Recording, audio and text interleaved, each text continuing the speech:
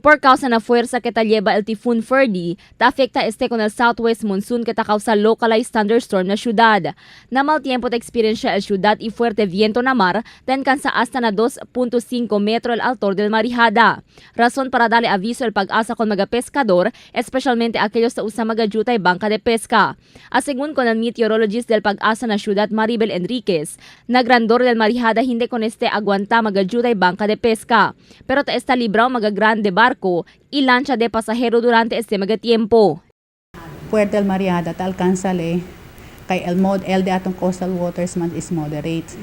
Por eso el de suyo viento ta alcanza 32 kilometers per hour, 816 up to 32 kilometers per hour. El de suyo wave height ta alcanza mga hasta 2.5 meters. Además, dale también aviso el pag-asa con mga vivientes evita andaban niya na mar. Na fuerza según del Marihada puede también lleva sigiman anut na avenida con un persona. Evita según andaban niya durante mal tiempo, aber evita mga insidente onde tiene el quien man lumus. Tan enhance le el hace vale fuerte el southwest monsoon, por eso ta tiene kita ulan-ulan aura. Por eso ta tiene kita mga localized thunderstorms.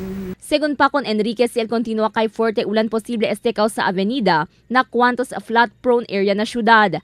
Na lista del pag-asa el Typhoon Ferdy, amoy el akasayis typhoon que entra na Philippine Area of Responsibility adentro año. Crystal Almonia, Dateline Zamboanga.